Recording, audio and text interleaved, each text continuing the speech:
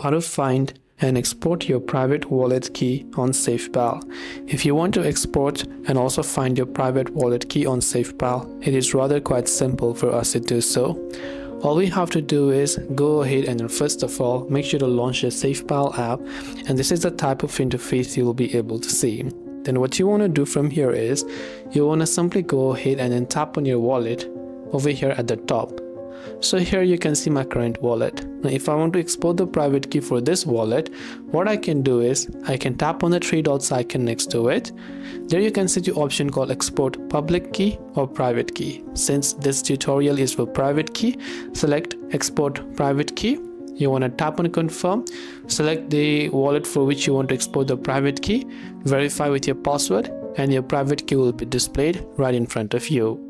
This way you'll be able to export private key on SafePal wallet. I hope the video helped you out. If you have got any further questions, feel free to leave them down. Thanks for watching and see you soon in the next video.